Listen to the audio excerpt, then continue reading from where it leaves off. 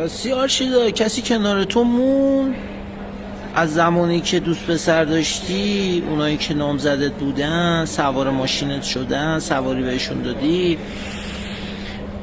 مرکز طبی کودکان احسانه بود کچله عشق عمو جانی داشتی؟